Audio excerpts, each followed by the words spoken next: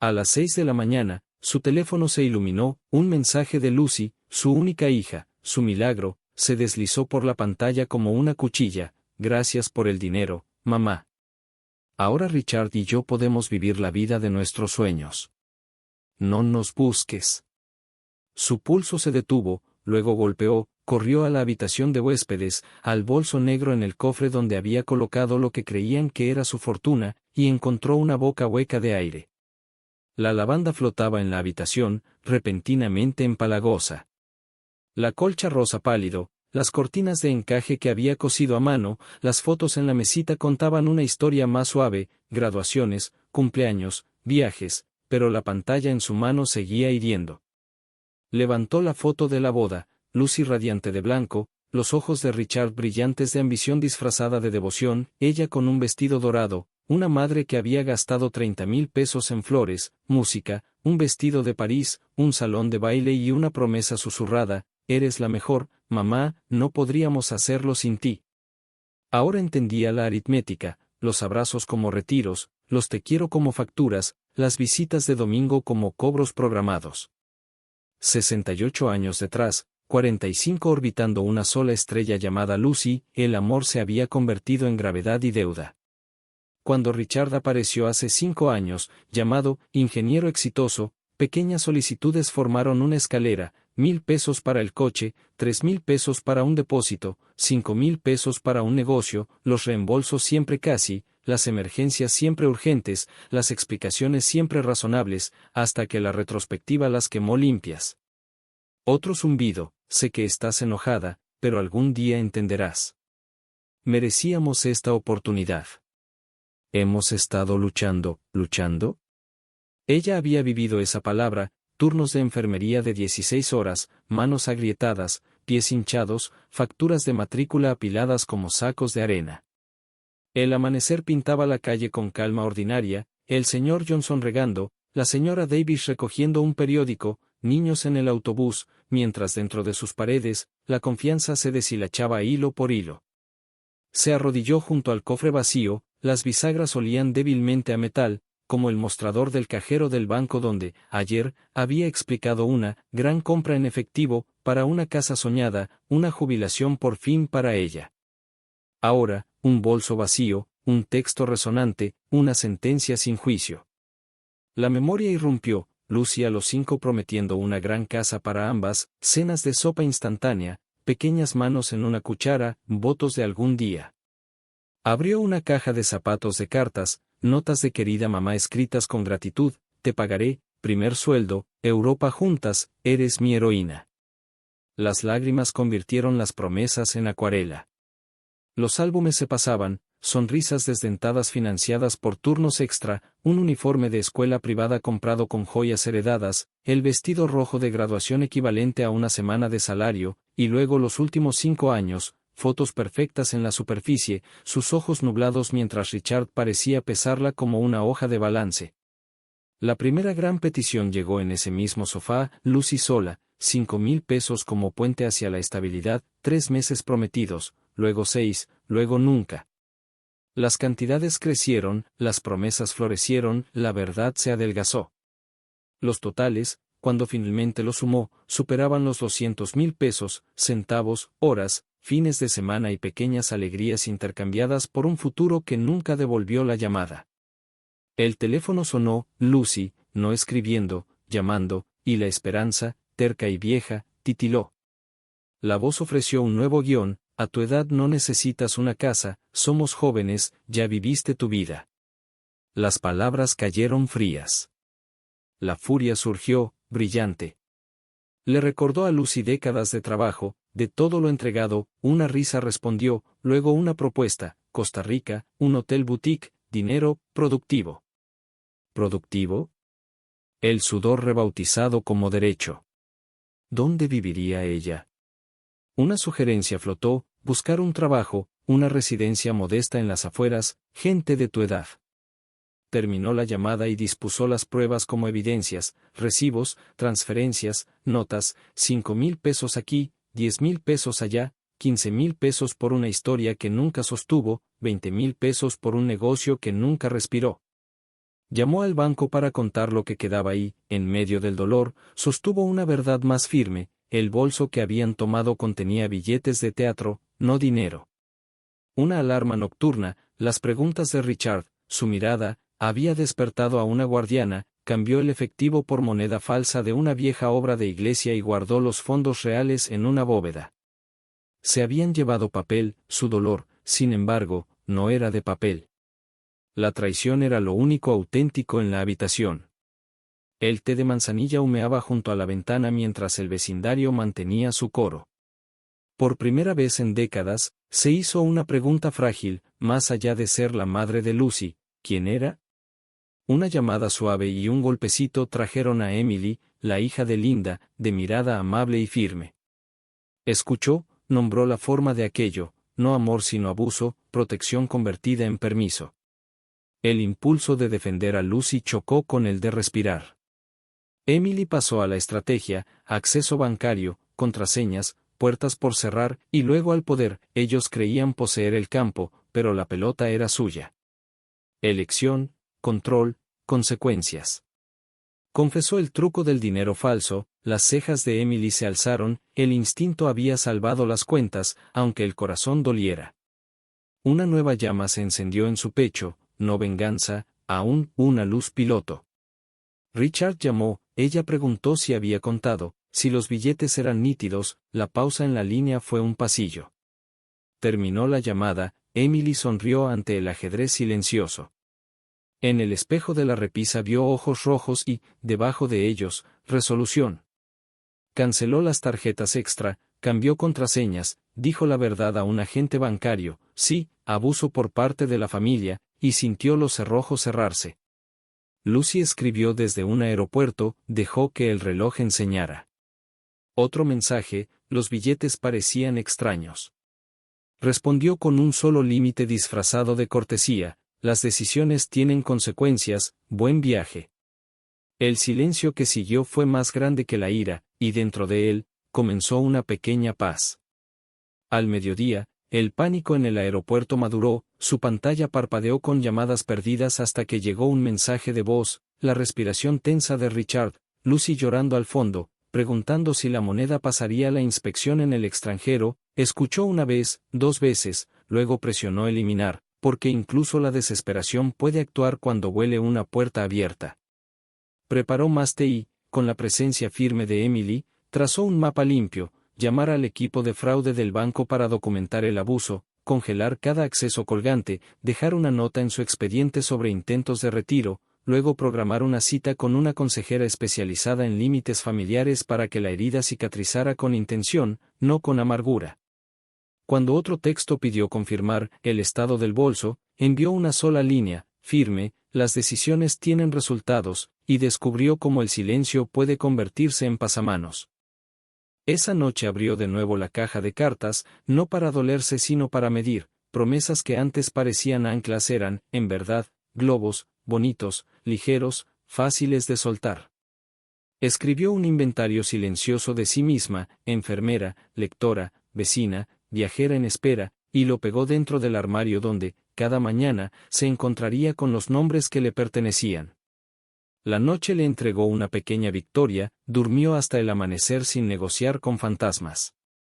La mañana llegó con su luz amable y, con ella, un mensaje luminoso de Emily: desayuno en el porche, si te apetece. Aceptó.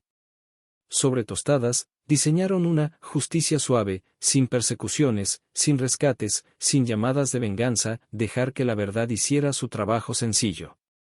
Cuando Richard finalmente escribió la confesión: Costa Rica, mostrador de hotel, el dinero revelado como teatral, no sintió triunfo sino alineación, como un marco enderezado en la pared. Reservó una cita para visitar un apartamento tranquilo al otro lado de la ciudad, más pequeño, soleado, suyo. Luego compró una guía de Italia y marcó las páginas que alguna vez se había prometido para más tarde. Al mediodía se miró al espejo y vio una mirada más firme, canceló la última tarjeta persistente, cambió la última contraseña suelta y colocó los recibos arrugados en una carpeta marcada: lección, no pérdida. Por la tarde respondió la llamada de Lucy: el tiempo justo para trazar una frontera, el respeto es la tarifa de cada conversación futura, y la terminó antes de que los viejos hábitos negociaran la línea. Esa noche escribió a su yo futuro como a una amiga: mantén cerradas las puertas que cerraste, mantén abiertas las ventanas que abriste, gasta la quietud como una moneda que ganaste. Los días se desplegaron con dignidad sencilla: café con los vecinos, una llamada con la consejera, un paseo junto a la vidriera de viajes donde un cartel de Florencia parecía una promesa cumplida, y cuando llegó el mensaje a las 10 de la noche acusándola de ser cruel, colocó el teléfono boca abajo y dejó que la habitación se llenara con la música más suave de su propia respiración. Por la mañana encargó una maleta, modesta, porque solo empacaría lo que cupiera en una vida que le quedara. Cuando el banco confirmó su bóveda intacta, agradeció al empleado por su nombre y sintió la rara calma de un plan que había protegido las cuentas sin endurecer el corazón. Se encontró con Linda junto a las rosas, aceptó una flor cortada y comprendió cómo la comunidad es una especie de cuenta de ahorros de pequeños gestos. En casa puso una nueva mesa, un cuenco de naranjas, una guía, un mapa, 3 anclas para una vida orientada hacia adelante. Cuando Richard volvió a llamar, voz tensa, pidiendo una transferencia, para estabilizar la situación, respondió con una amabilidad serena: que encuentres tu propia estabilidad. Luego terminó la llamada y escribió una nota final para sí misma en una tarjeta junto a la tetera: la paz no es una negociación, para que cada taza se impregnara de ese recordatorio. Y mientras el crepúsculo suavizaba la calle, eligió su primer vuelo, su primer hotel, sus primeras horas de museo, y, sin fanfarria, entró en un calendario que finalmente respondía a su nombre. Los días que siguieron se extendieron suavemente, coloreados por pequeñas libertades que no había probado en años. Cada mañana comenzaba con la luz del sol derramándose sobre su encimera y el consuelo rítmico de revolver el azúcar en su café, no para nadie más sino para ella misma. El teléfono aún parpadeaba ocasionalmente, mensajes de Lucy y Richard alternando entre culpa y reproche, pero los leía con el desapego de quien observa un clima lejano. Uno decía: mamá, por favor ayuda, estamos muriendo de hambre; otro: te has vuelto sin corazón; y un último: volveremos, solo envía algo. En lugar de responder, colocó el teléfono boca abajo y se volvió hacia su lista titulada para mí: aprender a pintar, unirse a un club de lectura, hacer un viaje a Europa. Cuando Emily la visitó el domingo, se sentaron bajo la misma ventana que antes enmarcaba su duelo. La risa de Emily llenó el espacio donde antes resonaban los ruegos de Lucy, y Beatrice comprendió que la sanación a veces llega disfrazada de nuevas voces. Los vecinos notaron su brillo: el señor Johnson le ofreció tomates frescos, la señora Davis la invitó a plantar caléndulas, y en sus gestos encontró prueba de que la bondad no siempre viene unida a la sangre. Una tarde, visitó una agencia de viajes. El agente, un joven de ojos amables, sonrió cuando ella preguntó por Italia. ¿Vas sola?, preguntó. No, respondió, sonriendo levemente, voy conmigo misma. La frase la sorprendió por su peso, sonaba como una promesa a su propio reflejo. Empacó ligero, dejando atrás los fantasmas que habían vivido en sus muebles, y voló a Roma bajo un cielo tan azul que parecía perdón. El Coliseo se alzaba como un monumento a la supervivencia, caminó por sus anillos de piedra susurrando: sigo aquí. En Florencia lloró en silencio ante la Venus de Botticelli, reconociendo su propio renacimiento en la curva pintada de esa diosa emergente. Cada noche escribió cartas a su yo pasado, sellándolas en su diario como oraciones de liberación. Las semanas se fundieron en confianza: pedir comidas en italiano roto, perderse en calles estrechas y reír en lugar de entrar en pánico, comprar un pequeño collar de perlas en Venecia solo porque le gustaba su brillo. Cuando regresó a casa, su apartamento ya no se sentía vacío sino amplio. Emily la recibió con flores, diciendo: te ves más joven, y tal vez lo estaba, el duelo se había desenrollado en gracia. Luego llegó la carta de Lucy, una disculpa temblorosa escrita en tinta en lugar de píxeles. Hablaba de arrepentimiento, de dejar a Richard, de querer reconstruir. Beatrice la leyó 2 veces, la dobló con cuidado y la colocó sobre la repisa junto a una vela. No la quemó, no respondió, no odió. Simplemente la dejó descansar allí, un símbolo de lo que alguna vez importó y ya no gobernaba su vida. Pasaron los meses, se unió a un club de lectura, conoció a Javier, un hombre que la escuchaba cuando hablaba y que nunca le pidió nada más que su compañía. Compartieron cenas junto al mar, vino entre risas, sueños que sonaban a comienzos y no a deudas. Por primera vez en su larga vida, el amor se sintió como libertad, no obligación. Una noche de viernes, antes de verlo, se detuvo frente al espejo con un vestido esmeralda, del mismo color que había llevado la mañana en que reclamó su vida, y susurró a su reflejo: viviste la traición, la pérdida, el silencio, y ahora vives para la alegría. Afuera, la ciudad murmuraba suavemente, viva y indulgente. Al salir al aire de la tarde, Beatrice supo la verdad que había ganado palabra por palabra, dolor por dolor. La liberación no se encontraba en la venganza ni en la disculpa, sino que florecía en silencio en el corazón de una mujer que por fin se eligió a sí misma. Meses después, Beatrice se encontró de pie ante su balcón al amanecer, la luz bañando las plantas que había cuidado con paciencia, cada hoja una metáfora de su crecimiento. La ciudad despertaba bajo ella, sin saber que, en el modesto apartamento de arriba, una mujer que antes vivía para otros ahora era completamente, hermosamente suya. Sus mañanas habían cambiado, ya no atadas a la preocupación o la rutina, se movía por ellas con gracia deliberada, preparando el desayuno mientras tarareaba una vieja melodía italiana aprendida de un músico callejero en Roma. Javier solía llamar por las noches, su voz cálida encajando con facilidad en el ritmo tranquilo de sus días. Su compañía era suave, no absorbente, compartían pensamientos sobre libros, reían sobre envejecer con gracia y planeaban pequeños viajes en lugar de grandes sacrificios. Por primera vez, el amor se sentía como dos personas caminando lado a lado en vez de una arrastrando a la otra. A veces, cuando el silencio llenaba el apartamento, sus ojos se dirigían al sobre aún descansando sobre la repisa, el de Lucy. Aún no había respondido, aunque habían pasado meses. Los bordes estaban desgastados, suavizados por el tiempo y la reflexión. A veces se preguntaba dónde estaría Lucy, si realmente había cambiado o simplemente había encontrado otra forma de sobrevivir. Pero la pregunta ya no dolía, era curiosidad, no necesidad. La terapia le había enseñado que perdonar no significaba volver, sino liberarse del dominio de las decisiones ajenas. Ya no esperaba un cierre, porque ya lo había construido por sí misma. Los domingos, Emily seguía visitándola con pasteles frescos y nuevas historias de la universidad. Compartían té y hablaban de sueños como iguales, un intercambio de almas, no de generaciones. Emily solía decir: te has convertido en mi modelo de resiliencia, y Beatrice sonreía suavemente, sabiendo que la fortaleza a menudo florece en las grietas del dolor. Una tarde recibió otro mensaje de Lucy, corto, vacilante: estoy en la ciudad, ¿puedo verte? Su corazón no se aceleró como antes. En cambio, sintió una ola de calma y comprensión. Se sentó largo rato, dejando que la pregunta flotara en el aire como una nota esperando su acorde. Luego, con dedos firmes, escribió: aún no, pero te deseo paz. No había ira, ni venganza, solo límites envueltos en ternura. Esa noche, ella y Javier cenaron junto al mar. El atardecer reflejaba los mismos tonos violetas y dorados que había visto en la Toscana, y cuando Javier tomó su mano, no retrocedió ante el toque del amor, lo acogió como algo ganado, no debido. Él habló suavemente: has cambiado mi forma de ver la vida, Beatrice. Haces que la paz parezca valentía. Ella sonrió, sus ojos reflejando gratitud y triunfo sereno.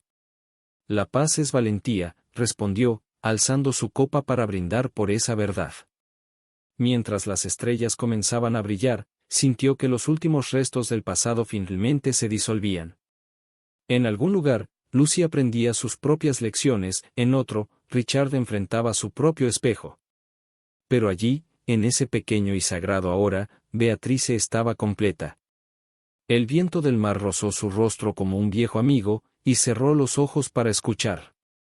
Su historia había comenzado en la pérdida, pero terminaba en una renovación luminosa. Había amado, sido rota, engañada, renacida, y al fin, se pertenecía por completo. Las estaciones cambiaron suavemente, y con ellas, la vida de Beatrice floreció en un ritmo tranquilo y deliberado. La primavera trajo color a su jardín del balcón, rosas, jazmines y pequeñas caléndulas que parecían reflejar su nueva alegría, y cada mañana salía con el café en la mano, respirando el aroma de cosas vivas que no pedían nada más que luz. La culpa que antes la perseguía ahora llegaba solo en ecos suaves, fácilmente silenciados por la gratitud. A veces pensaba en Lucy, pero los pensamientos ya no dolían, flotaban, ligeros como plumas. En terapia, había aprendido a nombrar las emociones no como enemigas sino como clima, nubes pasajeras en el cielo amplio de su ser. Emily continuaba sus visitas, a menudo quedándose hasta tarde, su risa derramándose por las ventanas abiertas. «Me has cambiado», confesó una noche. «Me enseñaste que perdonar no significa volver al dolor». Beatrice sonrió, posando su mano sobre la de Emily. «Y tú me recordaste que la esperanza puede ser joven y sabia al mismo tiempo». Javier seguía siendo una calidez constante en su vida, viajaban a pequeños pueblos costeros, tomaban fotografías y recogían conchas que alineaban el alféizar de su ventana. El amor se había convertido en compañía, no dependencia, una melodía en armonía en lugar de un solo desesperado. En su cumpleaños número 69, sus amigos del club de lectura la sorprendieron con una celebración, Emily horneó el pastel, Javier llevó flores, y todos alzaron sus copas por su brindis favorito, por elegirnos sin pedir perdón. Rió, genuina y libre, dándose cuenta de que estaba rodeada no por obligación, sino por amor elegido. Más tarde esa noche, cuando todos se habían ido y las velas aún parpadeaban, se sentó junto a la ventana y escribió otra carta, esta vez a Lucy, no para enviarla, sino para soltar. Querida hija, espero que hayas encontrado tu propia paz. Te perdono, no por ti, sino por mí. La vida es demasiado corta para seguir viviendo dentro de viejas heridas. Dobló la página y la colocó en su diario, donde sus otras cartas de sanación descansaban como oraciones silenciosas. Semanas después recibió una postal de Costa Rica, sin firma pero con una letra familiar: «Mamá, espero que seas feliz. Estoy aprendiendo quién soy sin tomar de los demás». Beatrice la leyó bajo el sol de la mañana y sonrió, una sonrisa pequeña y satisfecha que se sintió como un cierre. No necesitaba saber más.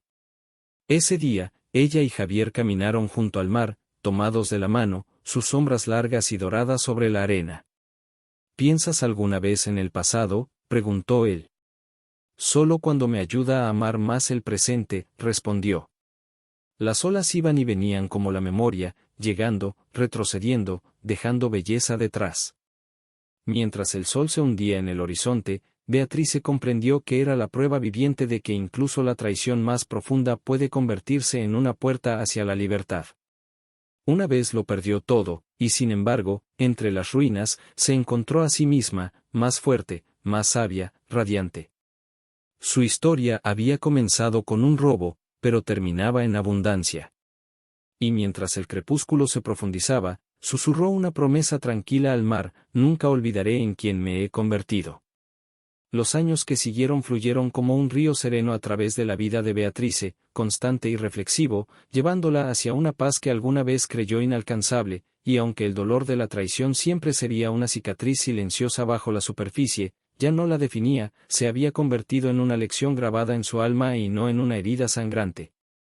Cada mañana se despertaba temprano, saludada por la luz del sol que se derramaba como perdón entre las cortinas, y encontraba belleza en lo cotidiano: el silbido de la tetera, el tintinear de la cuchara, el murmullo suave de la vida de la ciudad tras su balcón. Su jardín había crecido exuberante, vivo con colores que podía nombrar y fragancias que amaba, cada flor un susurro de renovación, la lavanda que antes despreciaba por recordarle aquella mañana de pérdida ahora llenaba su casa de calma, no de dolor, como si también ella hubiera perdonado su asociación con la tristeza.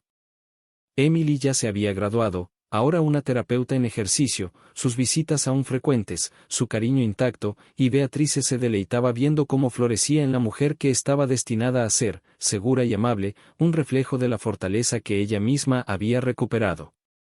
A veces se sentaban en el balcón compartiendo historias de sus pacientes y de sus vidas, y Emily reía y decía: «Sabes, creo que la mitad de mi empatía viene de ti». Beatrice sonreía, el corazón lleno, sabiendo que el amor que alguna vez vertió en los lugares equivocados no se había desperdiciado, simplemente había tomado otra forma, encontrando hogar en quienes lo merecían.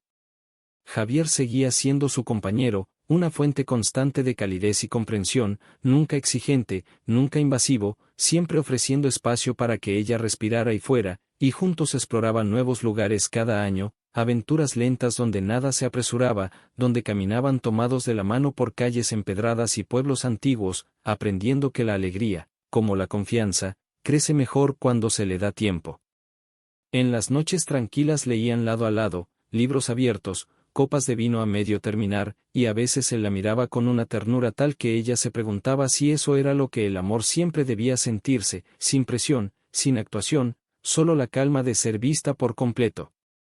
Y aun en la felicidad, Beatrice no olvidaba su pasado, lo llevaba con dignidad, no como una carga, sino como prueba de que había sobrevivido, había guardado la postal de Lucy dentro de su novela favorita, entre las páginas de un capítulo que hablaba de redención, y de vez en cuando la tocaba, no para reabrir la historia sino para recordarse que la sanación era posible para quien estuviera dispuesto a enfrentar sus propias sombras. La última vez que supo de Lucy fue un simple mensaje, meses después de la postal: «Mamá, gracias por enseñarme fortaleza, aunque la aprendí demasiado tarde». Ella respondió solo: «Aprendemos cuando estamos listos», y esa había sido el final de su comunicación, no con ira sino con aceptación. Beatrice sabía que algunas historias de amor, especialmente las de madres e hijas, necesitaban distancia para respirar, evolucionar y convertirse en algo más callado y verdadero, como el perdón dicho en silencio. Su terapeuta le dijo una vez: «El cierre no es olvidar, es recordar sin sangrar», y Beatrice por fin había llegado a ese lugar. Cuando cumplió 70, Javier organizó una celebración sorpresa en un café junto al mar con Emily, Linda y varios amigos. El aire de la tarde era dorado, el horizonte un cuadro de naranjas y rosas, y la risa ondulaba a su alrededor como música. Mientras las velas titilaban, Emily se puso de pie para brindar y dijo: «Por Beatrice, que nos enseñó que nunca es tarde para empezar a vivir tu propia historia». A Beatrice le brillaron los ojos, no de tristeza sino de plenitud, de asombro por lo lejos que había llegado. Más tarde, caminando por la playa con Javier, los zapatos en la mano y la arena fresca bajo los pies, susurró: «Solía pensar que mi vida terminó el día que Lucy me traicionó, pero en realidad fue el día en que comenzó». Javier le besó la sien y dijo suavemente: «A veces el quebrarse es el convertirse». Ella sonrió, con el corazón liviano, porque ahora entendía profundamente esa verdad. La luna se alzó sobre el océano, plateando las olas, y sintió una serenidad tan profunda que casi la asustó, la clase que llega solo cuando uno ha enfrentado la tormenta y ha encontrado belleza en su estela. De regreso en casa, colocó una concha de aquella noche junto a su diario, marcando otro capítulo en su silencioso legado de resiliencia. Años después, cuando contaba su historia a mujeres jóvenes, en el centro comunitario, en los talleres de Emilio tomándote con las vecinas, no hablaba con amargura sino con sabiduría, diciendo: «No dejes que el amor te ciegue a ti misma. El mayor regalo que puedes darle a cualquiera es una versión íntegra de ti». La gente a menudo preguntaba si alguna vez perdonó por completo a Lucy, y Beatrice sonreía levemente y respondía: «El perdón no es un momento, es una decisión que sigues eligiendo hasta que se vuelve paz». Esa era su verdad, su fe, su libertad. En sus últimos años, escribió sus memorias, no por fama ni validación sino como una carta para todas las madres que alguna vez se perdieron en el sacrificio. Las tituló El precio del amor incondicional, pero su capítulo final llevaba un mensaje distinto: la recompensa del autodescubrimiento. Cuando el libro se publicó, tocó muchos corazones, especialmente los de quienes habían soportado traiciones disfrazadas de afecto. Beatrice pasó sus días restantes rodeada de la vida que construyó en sus propios términos: flores, risas, libros y un amor que no pedía nada más que presencia. Y cuando llegó el momento, se dijo que partió en paz mientras dormía, con una sonrisa en los labios, como si hubiera pasado de un amanecer a otro. Al final, su historia no trataba de pérdida ni de venganza, sino de transformación, la evolución de una mujer que aprendió que la riqueza más verdadera no se guarda en bancos ni en bolsos negros, sino en el coraje de reclamar el alma propia. Años después, el nombre de Beatrice llevaba una reverencia silenciosa en su pueblo, no como la mujer traicionada, sino como la mujer que se elevó por encima de ello, su vida un poema vivo de resiliencia susurrado entre vecinos y compartido en clubes de lectura por mujeres que se veían en su historia, y ella nunca buscó reconocimiento y, sin embargo, lo encontró en la gratitud de quienes inspiró sin proponérselo. Sus memorias habían ido más allá de su pequeño círculo, pasadas de mano en mano como un talismán sagrado, y empezaron a llegar cartas de desconocidos de todo el país, enfermeras, madres solteras, viudas, hijas, agradeciéndole por dar voz a un dolor que nunca habían podido articular. Beatrice respondió a tantas como pudo, con palabras suaves y sin pulir, empezando siempre con «no está sola». Pasaba las mañanas en su estudio, una pequeña habitación bañada por el sol con vista al jardín, donde su máquina de escribir estaba rodeada de fotografías de sus viajes, los canales de Venecia, los viñedos de la Toscana, los callejones empedrados de Florencia, todos recordatorios de los capítulos que había recuperado. Su salud había empezado a flaquear a medida que la edad se posaba con suavidad sobre su cuerpo, pero su mente seguía aguda, su risa pronta y su compasión sin límites. Javier, siempre leal, permanecía a su lado, leyendo en voz alta cuando su vista se cansaba, tomándole la mano cuando le dolían las articulaciones y bromeando con el mismo cariño que había anclado sus años juntos. «Has convertido tu dolor en arte», dijo una vez mientras la veía firmar ejemplares de su libro para un evento benéfico local, y Beatrice sonrió levemente, respondiendo, «No, lo convertí en vida». Emily se había convertido en una mujer segura, con su propia consulta, e invitaba a Beatrice a hablar en sus seminarios sobre sanación y límites. En esas charlas no dramatizaba su pasado, sino que hablaba con suavidad, con intención, como si atendiera cada herida en la audiencia. Sanar, les decía, no es borrar lo que pasó. Es reescribir tu papel en la historia. Sus palabras siempre atraían silencio, luego aplausos y después lágrimas. El nombre de Lucy rara vez aparecía ya, aunque de vez en cuando llegaba una carta cada ciertos años, cauta y arrepentida, describiendo su propio camino por la terapia, el perdón y la maternidad. Lucy tenía una hija ahora y, cuando escribía sobre ella, Beatrice podía sentir la sinceridad filtrarse por la tinta. La primera vez que Lucy incluyó una fotografía de la niña, Beatrice la miró durante horas, el pulgar siguiendo la sonrisa curiosa de la pequeña, viendo tanto lo perdido como lo que aún podía repararse. No se apresuró a responder, el tiempo le había enseñado que algunos puentes necesitan paciencia más que tablones. Con el tiempo, envió una postal con solo unas palabras, que crezca amable y valiente. Nada más, nada menos. Fue suficiente. Las estaciones giraron y Beatrice envejeció con una gracia que se sentía como luz de sol filtrada por encaje. Sus días se hicieron más lentos, pero su espíritu se avivó con gratitud. El jardín se había convertido en un santuario de devoción tranquila, los vecinos pasaban a menudo, atraídos por el olor a lavanda, por la risa que aún vivía allí. Niños de la calle le llevaban piedras pintadas, y ella guardaba cada una, diciendo que eran trocitos de alegría que el mundo dejaba en su puerta. Las tardes con Javier seguían llenas de conversación, a veces de silencio, ambos cómodos. Él le preguntó una vez, ¿te arrepientes de no haberte reconciliado por completo con Lucy? Y Beatrice, tras una pausa, respondió, el arrepentimiento es primo del amor, pero he aprendido a amar sin necesidad de poseer.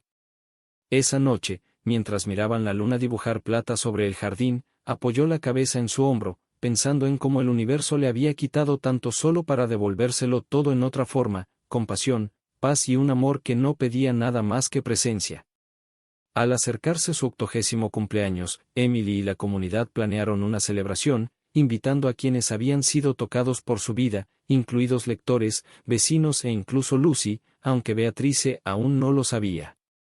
La velada transcurrió bajo guirnaldas de luces en el mismo jardín que había sido su refugio, y cuando Lucy apareció al borde de la multitud, vacilante, con la mano de su hija en la suya, el tiempo pareció detenerse. Beatrice alzó la vista, con los ojos suaves, y por primera vez en décadas, madre e hija se miraron no como deudora y acreedora, no como víctima y villana, sino como dos almas curtidas por el amor y la pérdida. Lucy susurró, «Mamá», con la voz temblorosa de la humildad, y Beatrice extendió la mano, frágil pero segura. Encontraste tu camino, dijo en voz baja. Las lágrimas brillaron entre ambas, pero no hablaron del pasado, dejaron que el silencio dijera lo que las palabras nunca podrían. La niña, curiosa y libre de cargas, le dio a Beatrice una flor silvestre que había recogido al borde del patio. Beatrice sonrió, colocándosela detrás de la oreja, sintiendo como el círculo completo del universo se cerraba con perfección gentil. Más tarde, mientras los invitados cantaban y reían, contempló a Lucy bailar con su hija bajo las luces, y por primera vez sintió la plenitud del perdón, no como un acto, sino como un estado de ser. Cuando la celebración terminó y la gente se fue, Beatrice se sentó en silencio con Javier y Emily, el corazón desbordado. «Lo lograste», susurró Emily. «Lo sanaste todo». Beatrice negó suavemente con la cabeza, los ojos brillantes. «No, querida, la vida se sanó sola cuando dejé de pelear con ella». Las estrellas arriba centelleaban como bendiciones, el jardín zumbaba con el calor del verano y la lavanda se mecían como inclinándose ante su historia. Esa noche, cuando se acostó, susurró una última oración de gratitud, no por lo que había ganado, sino por lo que había perdido y aprendido a vivir sin ello. Cerró los ojos sabiendo que su viaje, antes definido por la traición, ahora se erguía como una sinfonía de renovación, donde cada nota de dolor había resuelto en paz, cada fractura en fe. Y mientras se deslizaba hacia los sueños, el aroma de lavanda y la risa se entrelazaron, envolviéndola en la verdad suave de que el amor, cuando se libera del miedo, nunca termina, simplemente cambia de forma y sigue brillando.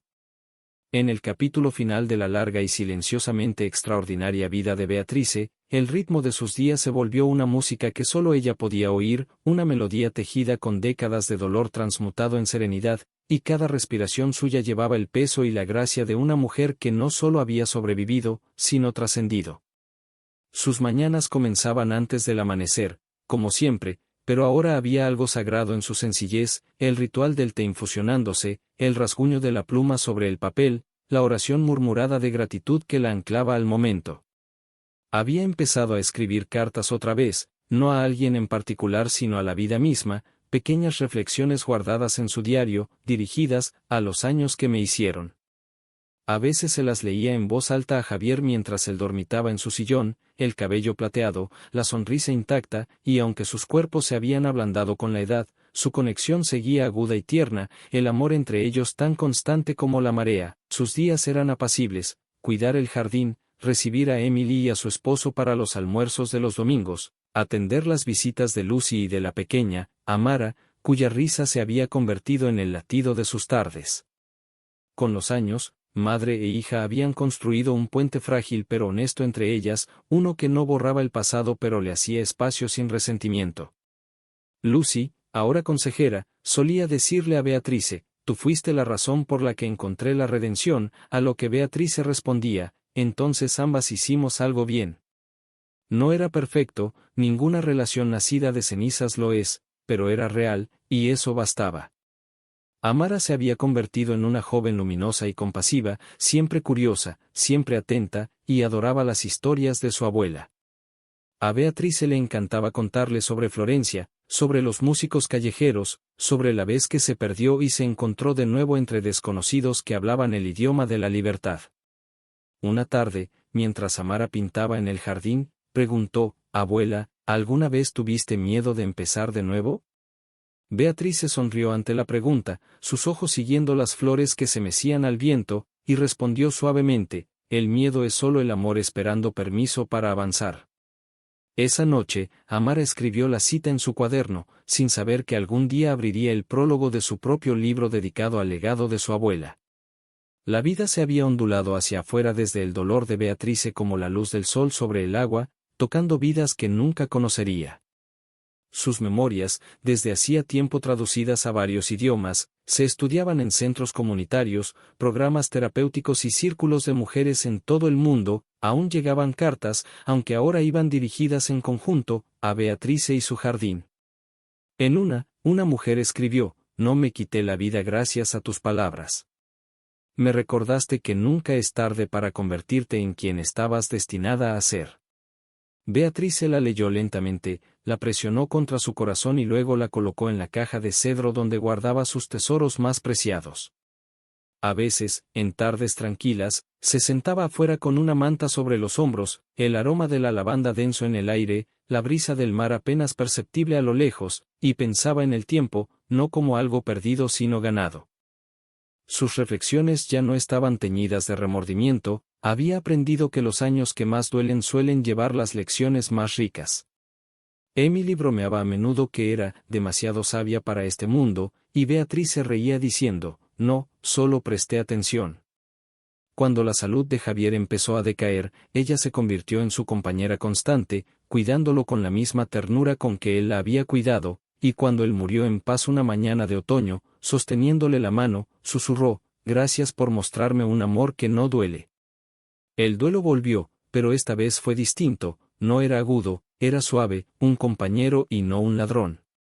Continuó sus rituales sola, el té, el jardín, la lectura, pero ahora le hablaba en voz alta, segura de que él escuchaba en algún lugar entre el susurro de las hojas y el zumbido de las abejas.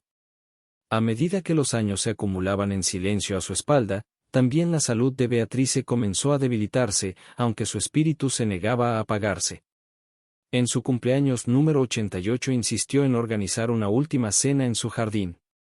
Emily, Lucy, Amara y varios amigos cercanos llenaron la tarde de música, risas e historias. Bajo las mismas guirnaldas de luces que una vez alumbraron su reencuentro con Lucy, Beatrice propuso un brindis, la voz firme pero tierna, si he aprendido algo, es que el amor y la pérdida son el mismo baile. Solo tenemos que seguir moviéndonos al ritmo que la vida nos da. Las palabras quedaron suspendidas en la noche, reluciendo como algo sagrado. Más tarde, cuando las velas se apagaban y los invitados se despedían, se sentó sola entre las flores, mirando las estrellas. Pensó en la joven enfermera que fue, exhausta y esperanzada, en la madre traicionada, hecha pedazos pero intacta, en la viajera que encontró sus alas bajo cielos extraños, en la mujer que había amado y había sido amada por completo, sin condición. Cada versión suya, comprendió, había sido necesaria para crear a esta, la Beatrice final y en paz. Esa noche escribió una última carta en su diario, a quien encuentre estas páginas, sepa que tu historia no termina hasta que tú lo decides. El dolor no es el fin. Es la puerta por la que comienza tu verdadera vida. Luego cerró el libro, lo colocó junto a la caja de cedro y se dejó llevar por el sueño. A la mañana siguiente, la luz del sol llenó la habitación, tocándole el rostro como una bendición. Se había ido, y sin embargo no, la casa aún olía a lavanda, el jardín seguía floreciendo y sus palabras continuaban viviendo en los corazones de quienes más las necesitaban. Cuando Amara encontró su diario semanas después, lloró, no de pena sino de asombro, susurrando, cumpliste tu promesa, abuela, nunca olvidaste en quién te convertiste. Y así, la historia de Beatrice, nacida de la traición, no terminó en tristeza, sino en inmortalidad, la que florece en la memoria, en la bondad, en la verdad simple y perdurable de que una vida recuperada es una vida que nunca se pierde. En los años que siguieron a la partida de Beatrice, su historia no se desvaneció en los rincones silenciosos de la memoria como la mayoría de las vidas, sino que se expandió a través del tiempo, transformándose de la odisea privada de una mujer en un himno universal de resiliencia que habló a incontables corazones a lo largo de generaciones, y la pequeña casa donde había escrito, amado y sanado se convirtió en una especie de santuario vivo, humilde pero luminoso con su esencia. Emily y Amara mantuvieron el jardín con vida, honrando su deseo de que las flores nunca dejaran de florecer, y cada primavera, cuando la lavanda despertaba en sus suaves olas moradas, el vecindario se llenaba de su aroma, llevando susurros de su risa por las calles. El libro que había escrito, La recompensa del autodescubrimiento, cobró nueva vida después de su muerte, las universidades lo enseñaban en cursos de literatura y psicología, los refugios de mujeres guardaban ejemplares en sus mesillas, y los clubes de lectura se reunían a través de continentes para hablar no solo de sus palabras, sino de la transformación que las sustentaba. Los periodistas empezaron a llamarla, la poeta del coraje ordinario, un título que ella habría sonreído y rechazado con suavidad, insistiendo en que el coraje no era más que seguir viviendo cuando la vida te dio todas las razones para detenerte. Emily, ya en sus 40, llevó el legado de su madre con serena gracia, dando conferencias sobre duelo y límites, siempre empezando con la misma frase: mi madre no sobrevivió a la traición, renació a través de ella. Compartía historias de la vida de Beatrice, el dinero falso que engañó a los codiciosos, el viaje a Italia, el jardín de lavanda, el perdón que llegó sin permiso, y las audiencias solían llorar, no porque la historia fuera triste, sino porque las hacía creer que la sanación era posible. Lucy también había cambiado de maneras que nadie habría predicho, dedicó su vida a asesorar a mujeres atrapadas en ciclos de manipulación emocional, enseñándoles a reconocer la explotación disfrazada de amor, y cuando le preguntaban cómo encontró su vocación, simplemente decía: porque una vez olvidé lo que el amor realmente era, y mi madre me ayudó a recordarlo. Su hija, Amara, creció como una artista de notable profundidad, pintando lienzos inspirados en la vida de su abuela, remolinos de luz y sombra, mujeres emergiendo de espejos rotos, campos de lavanda que se extendían hacia cielos dorados. Una de sus exposiciones, titulada Convertirse en Beatrice, se inauguró en Florencia, la ciudad donde su abuela se redescubrió, y los críticos la describieron como un diálogo entre el dolor y la paz. Durante el discurso de apertura, Amara habló suave pero clara, su voz proyectándose por la galería: mi abuela me enseñó que cada final es un comienzo con otro nombre. Forjó su fuerza no a partir de lo que perdió, sino de lo que se negó a entregar, su propia alma. Los aplausos que siguieron no fueron solo por el arte, sino por el espíritu que lo inspiró. En su ciudad natal, Emily y Lucy convirtieron la casa de Beatrice en una pequeña fundación para mujeres que reconstruyen su vida. La llamaron la Casa Lavanda, y ofrecía asesoría gratuita, talleres y un jardín abierto al público, donde cualquiera podía sentarse entre las flores y escribir cartas a su yo futuro, como solía hacer Beatrice.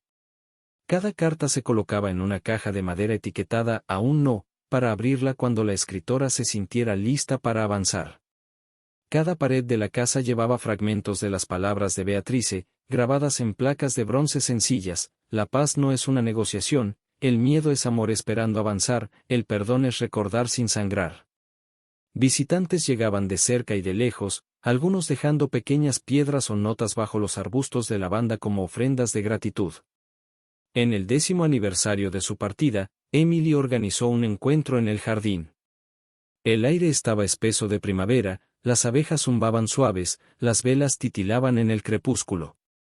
La gente leyó extractos de los diarios de Beatrice y compartió cómo sus palabras los habían cambiado: una enfermera que encontró fuerzas para dejar una relación abusiva, una maestra jubilada que perdonó a su hijo distanciado, una joven que eligió la terapia sobre el silencio.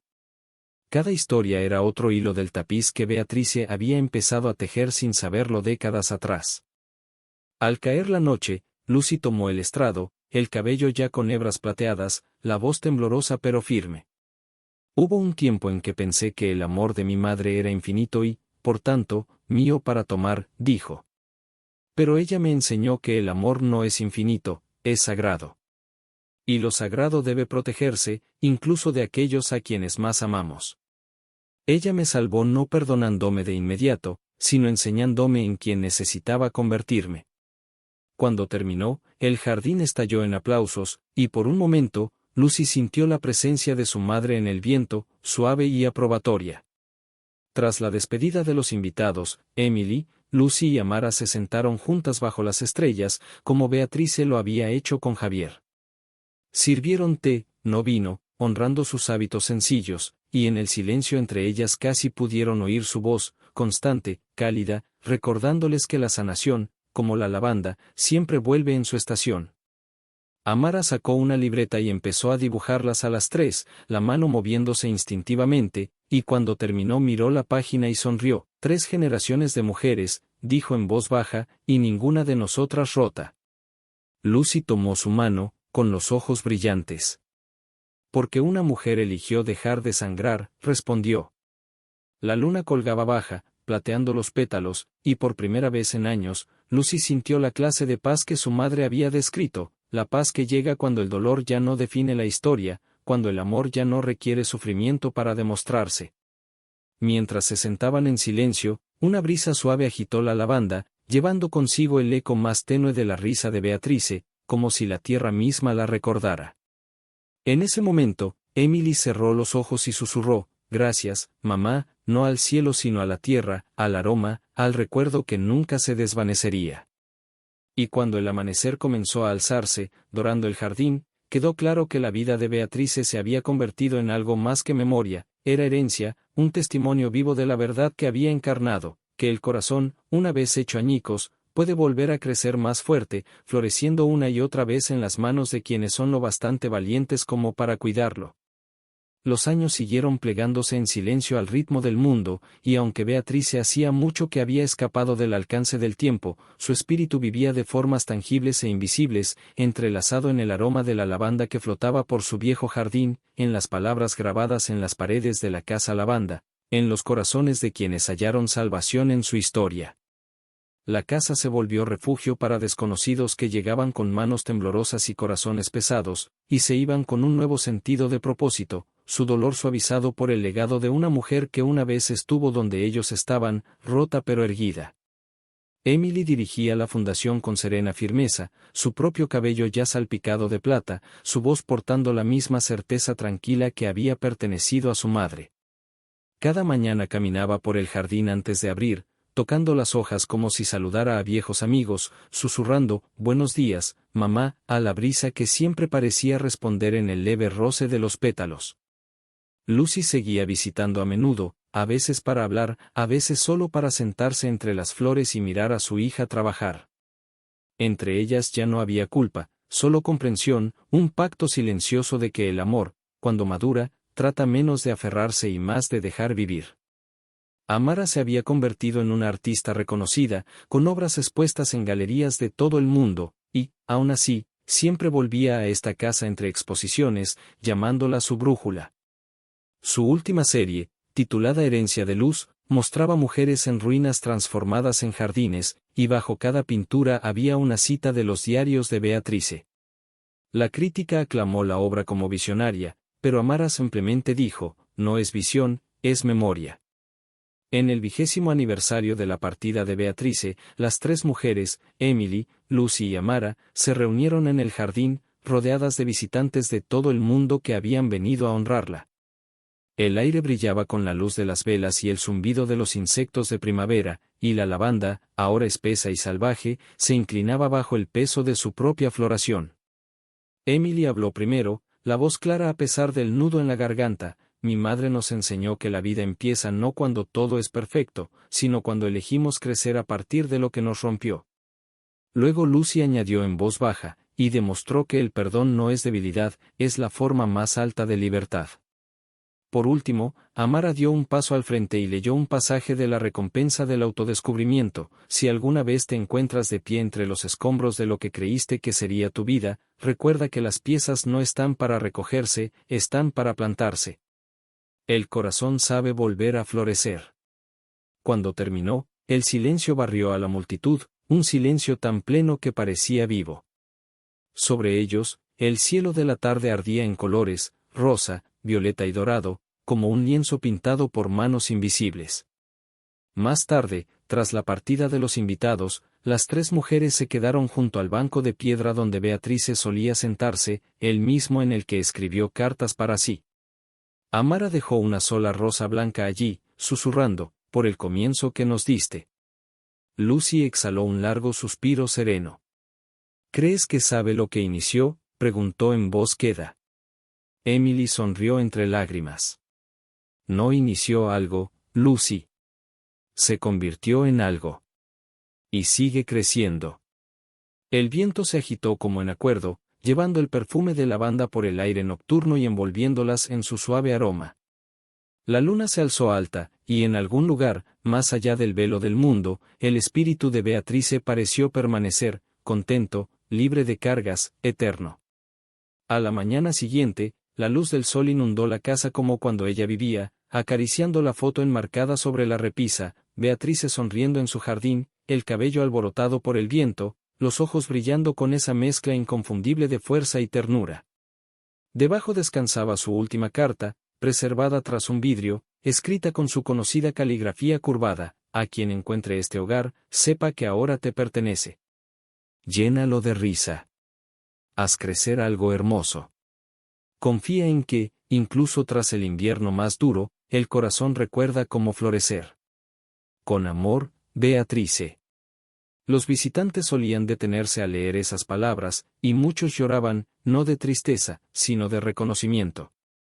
Era como si aún estuviera allí, guiándolos con la misma dulzura firme que la sostuvo en su propio renacimiento. Con el tiempo, el pueblo empezó a celebrar un Día de Beatrice, anual, no como un memorial, sino como una fiesta de resiliencia. Las calles se llenaban de guirnaldas de lavanda, el aire vibraba con historias de resistencia, y cada año aparecían personas nuevas y conocidas para compartir cómo su vida los había tocado. Unos decían que su libro salvó su matrimonio, otros que les dio el valor para dejarlo, y otros más que simplemente los ayudó a verse con claridad por primera vez. La Casa Lavanda creció más allá de sus muros, financiando becas para mujeres que estudiaban trabajo social y arte, construyendo nuevos centros comunitarios por todo el país, todos con el emblema de Beatrice, una ramita de lavanda en flor rodeada por sus palabras, la paz es valentía. Y así, su legado, nacido de la traición y el dolor, se convirtió en un movimiento de compasión y verdad. Los años se hicieron décadas, y mientras la mano constante del tiempo borraba rostros y voces, una verdad siguió inamovible: la historia de Beatrice no había terminado, se había multiplicado. En algún lugar, una mujer se sentaba con una taza de té, leyendo sus palabras; en otro, una hija perdonaba a su madre; en otro más, un niño pintaba su primer campo de lavanda. Y aunque la casa de Beatrice algún día se derrumbe y sus libros se desvanezcan, la semilla que plantó en los corazones seguirá floreciendo, una y otra vez, donde quiera que el amor elija la sanación sobre el daño. Al final, su vida no fue una tragedia ni solo un triunfo, fue un testimonio de transformación, prueba de que incluso de la pérdida más profunda puede alzarse la belleza.